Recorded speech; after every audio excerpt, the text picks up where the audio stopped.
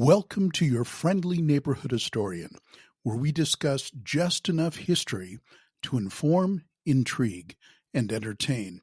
I'm Bill Petro.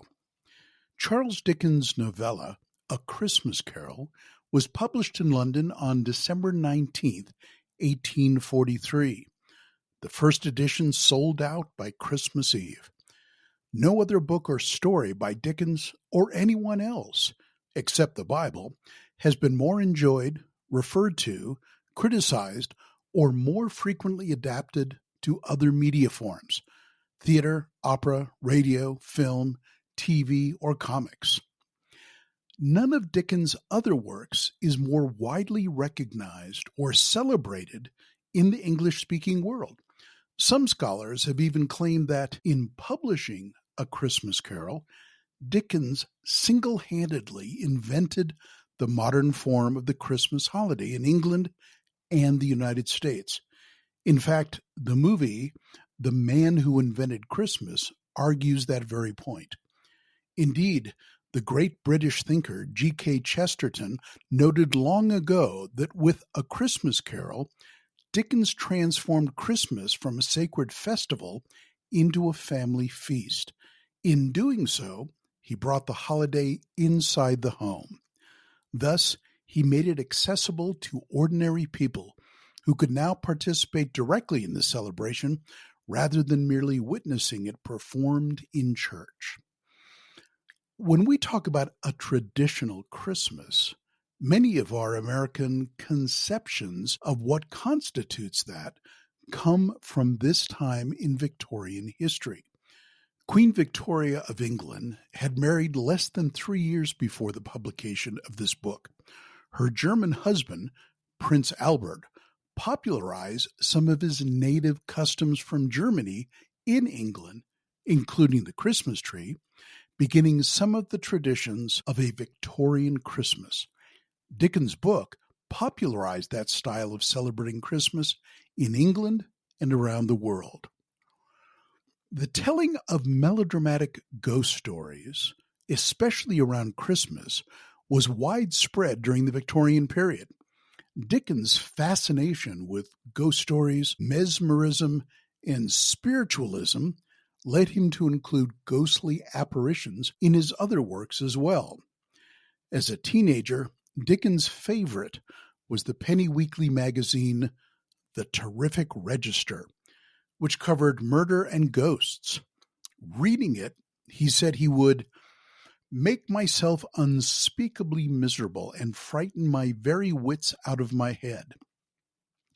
This novella's original title was A Christmas Carol in Prose, being a ghost story of Christmas. The celebration of Christmas had been in decline. In the mid-17th century, the Cromwellian revolt in England abolished the monarchy and the celebration of Christmas. Though the monarchy was subsequently restored with Charles II, the winter holiday traditions never quite recovered. However, the earlier religious prohibition was not the only cause of Christmas's decline. Even by the beginning of the 19th century, the Industrial Revolution, especially in the north of England, changed the communities that still tenuously kept the customs of their ancestors. When A Christmas Carol was written in 1843, the past's lavish celebrations were a distant, quaint memory. Some still remember them, and even before the carol, a few popular books attempted to record past celebrations, such as The Book of Christmas by T.H. Hervey, 1837, and The Keeping of Christmas at Bracebridge Hall by Washington Irving in 1820. But social forces beyond simple nostalgia were at work, rekindling the need for Christmas celebrations. Dickens was one of the first to show his readers a new way of celebrating the old holiday in their modern lives. His Christmas celebration of A Christmas Carol adapted the 12-day manorial Yule feast to a one-day party any family could hold in their own urban home. Instead of gathering together an entire village, Dickens showed his readers the celebration of Fred, Scrooge's nephew, with his immediate family and close friends, and also the Cratchits' nuclear family. Perfectly happy alone, without the presence of friends or wider family, he showed the urban, industrial English that they could still celebrate Christmas, even though the old manorial 12-day celebrations were out of their reach. Dickens' version of the holiday evoked the childhood memories of people who had moved to the cities as adults. Some have called the book a sledgehammer against the ills of industrialism and consumerism.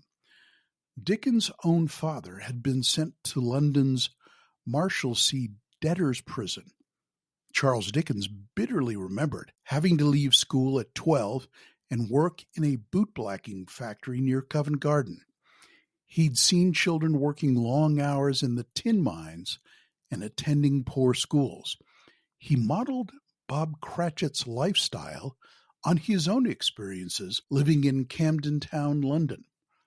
Dickens demonstrated that even in poverty, the winter holiday can inspire goodwill and generosity toward one's neighbors. He showed that the spirit of Christmas was not lost in the race to industrialize, but can live on in our modern world. The initial publishing of the book was immensely popular. Its initial printing of 6,000 copies sold out by Christmas Eve in just 3 days. And within 6 months, it sold out its 7th edition. By 1860, its 13th edition had been published. A Christmas Carol is generally associated with the Christian winter holiday season, for it does contain references to Christ from the Gospels of Matthew and Luke, as Bob Cratchit describes Tiny Tim talking about "He who made lame beggars walk and blind men see." At the end of the story, we see both lame Tiny Tim and spiritually blind Scrooge touched by the spirit of Christmas. The story's themes are universal and not exclusive to Christianity, though the story is specifically about Christmas. It inspired a tradition for decades in Christmas books and celebrations that appealed to many non-Christians as well. It was quickly adapted to the stage in less than 2 months, and Dickens himself would read it during his speaking tours. It was his choice for his first public reading in 1852 and his farewell performance in 1870. At Birmingham Town Hall, he initially did 2 performances to paying audiences, but then requested the organizers to remove the seating and allow the working class in for free. They stood and listened. At the end, following a silence, they erupted into cheers and applause. He subsequently did a speaking tour in America. He died in 1870 at the age of 58, about a month after his last public reading of A Christmas Carol. One of my favorite performances was seeing Patrick Stewart do his one-man version of the story, playing over 30 different characters at the Old Vic Theatre in London in the early 90s. In conclusion, Dickens' preference to the book reads, "I have endeavored, in this ghostly little book, to raise the ghost of an idea, which shall not put my readers out of humor with themselves, with each other, with the season, or with me. May it haunt their houses pleasantly, and no one wish to lay it. Their faithful friend and servant, Charles Dickens, December 1843. But the punchline to the book is the very last sentence, which rarely fails to bring a tear to the eye of this historian. It was always said of Scrooge that he knew how to keep Christmas well, if any man alive possessed the knowledge. May that be truly said of us, and all of us. And so, as Tiny Tim observed, God bless us, every one. Thank you for listening. I'm Bill Petro, your friendly neighborhood historian. You can find more details on this topic and others on my website at billpetro.com.